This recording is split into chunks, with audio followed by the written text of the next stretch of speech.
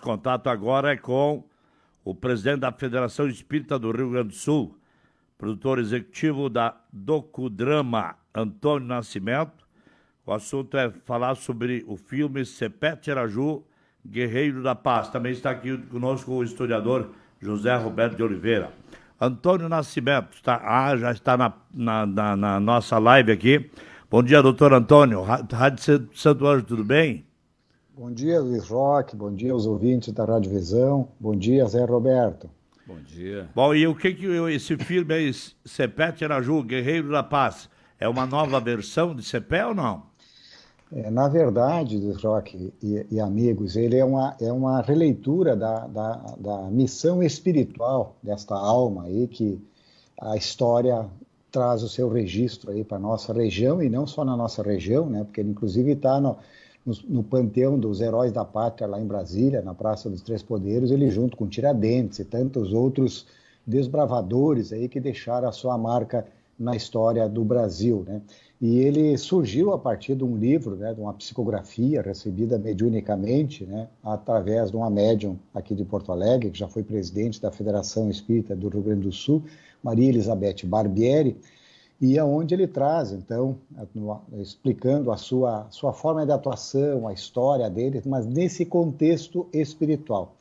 E como é um livro que chama muito a atenção, nós fizemos um projeto através da nossa área de arte espírita que nós temos dentro da federação, e junto com o Cleiton Freitas, né, que é um cineasta de Brasília, ele fez um roteiro adaptado, e buscamos um financiamento coletivo, né, para que a gente pudesse ter os recursos adequados, buscamos as autorizações do IFAM, né, do Cacique Guarani, lá para que a gente pudesse contar a história, obtivemos todos esses resultados, e estivemos durante o mês de janeiro, aí, na primeira quinzena de janeiro, fazendo locações, Vitória das Missões, especialmente no sítio arqueológico ali das ruínas das Missões, né? Temos também a contribuição do próprio Divaldo Pereira Franco, médium conhecido, né, que apresenta o seu relato, a sua visão das primeiras vezes que ele veio no Rio Grande do Sul e que teve o contato com esse espírito.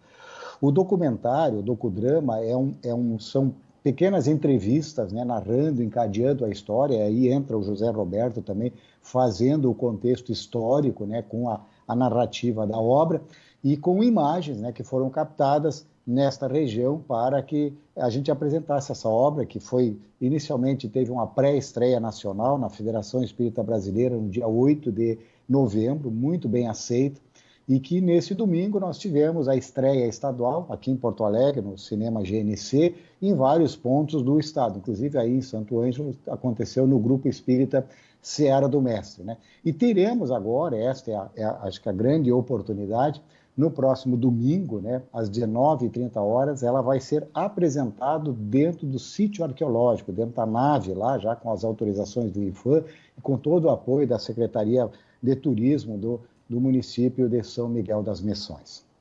É um curta-metragem, longa-metragem que fala sobre... Ele tem 60 minutos, tá? Ele tem 60 minutos, que não são cansativos, ele passa muito rápido, porque a história, os relatos, eles estão muito encadeados com as cenas, né? Nós tivemos a presença aí do Oswaldino de Luca, né, fazendo o Padre José, autor aí ator das missões, né? E o Rogério Pepe também, na Santo Angelense, aí, que fez o Cepé, tá? Basicamente, são os dois contracenandos em várias locações, né, dentro das ruínas, né, lá na fonte missioneira e também ali nas matas e nos campos ali da fazenda do José Dirceu Dutra, aí, também no interior de São Miguel. Nessa mensagem de Cepé, ele falou sobre a forma da morte dele, não? Não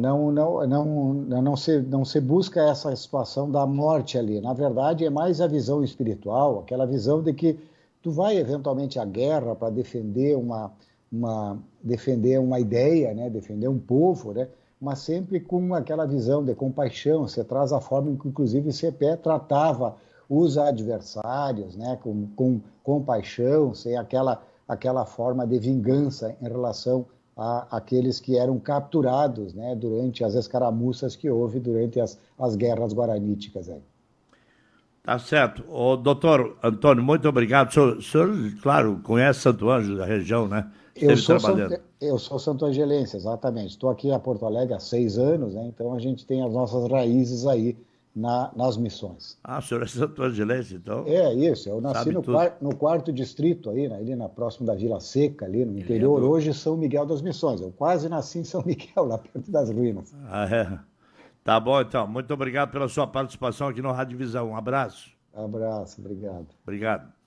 Ô, José Roberto de Oliveira, esse filme é um filme, né? Dá para dizer assim? É um filme, ele é eu diria que é um média-metragem, é 1 hora, dá 1h05 com aqueles finalísticos ali, né? E o início dá 1h05, 1 hora efetiva do filme. Quer dizer que tinha atores de Santo Ângelo representando os personagens. Exatamente. Então ele é um docudrama. O que é isso? É um modelo novo, né? Que é um documentário dramatizado. E ele é muito interessante porque ele mostra, e a minha parte, digamos, nesse processo, é mostrar o que foi a história das missões e que, lamentavelmente, ela é praticamente desconhecida de nós.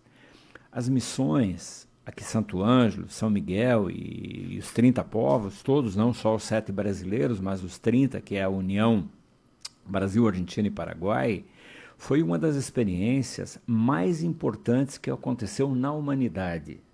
Eu sei que isso parece ser uma coisa distante de nós, por quê? Porque tudo foi feito para que não se conte a realidade do que aconteceu naquele passado. Vamos pegar o exemplo aqui de Santo Ângelo. Santo Ângelo tinha entre 40 e 50 grandes indústrias que exportavam para o mundo inteiro naquele período, né? São Miguel tinha mais de 1 milhão de cabeças de gado. Essas 40, 50 indústrias produziam de tudo, desde instrumentos musicais, móveis, o couro era muito importante. Havia um processo grande de geração de trabalho, de renda, né? E essa história do Sepete Araju vem exatamente nesse contexto.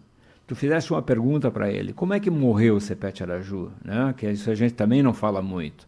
Então, o Sepé foi morto na Guerra Guaranítica, que é uma contraposição dos Guaranis ao Tratado de Madrid, que tomou as terras todas dos jesuítas e dos Guaranis aqui da região e passou elas para os portugueses. Essa terra antigamente era da Espanha. Aquele momento histórico, então, esse território todo, ele é passado para Portugal e os guaranis então não aceitam isso e vão para a batalha. O Sepete Araju, ele organiza o exército e veja que aquela gente nossa não era acostumada com essas coisas, eram acostumados em trabalho, em setores industriais, tinham no conjunto das missões, foram 159 anos de cristianização, ou seja, quando os jesuítas foram expulsos, que é 1768, aqueles guaranis já vinham de 10 gerações de igreja. Não eram os índios, como a gente pensa hoje em dia, uns indígenas que a gente diz hoje, né? Uhum. E sim, já estavam todos profissionalizados, eram industriários, eram gente que trabalhava. Por exemplo, se você vai pegar, por exemplo, o exemplo do Paraguai que tu conhece, né? Aquela gente do Paraguai seguiu a mesma linhagem. Se nós andarmos, por exemplo, pelas vilas aqui de Santo Ângelo, vai ali na Castelalim, na Meler, anda por todos os bairros da cidade, tu vai ver muita gente nossa com cara indígena, que a minha avó chamava de pelo duro, né? É a nossa gente descendente daquela gente. Os atuais guaranis que estão na região é muito importante, mas nunca foram cristianizados, não são daquela linhagem que veio do jesuítico guarani. Então é muito importante a gente ir compreendendo essas coisas, voltando à morte do Sepé. Ele é morto daí no meio da peleia com uma lança portuguesa, um tiro de Espanha e ainda não estava morto, né? Cravam e dão um tiro nele e põem fogo no corpo do Sepete Araju. Eu trouxe esse livro exatamente porque aqui foi o primeiro livro que eu escrevi, hoje eu já estou no 5º livro sobre isso, mas esse é o primeiro que conta... Mas essa morte, nessas circunstâncias, foi real? Sim, e relatado, tem 5 relatórios de guerra daquele período, que eu tive na Espanha, tive buscando documentos em vários lugares, países do mundo, e tudo isso está bem contado. Como morreu então? Então, lança portuguesa, tiro de Espanha, põe fogo no corpo dele com pólvora, bem contado pelo padre Renis, que é quem relata em nome dos jesuítas, e por último, fazem a decapitação do Cepé, cortam o pescoço dele fora.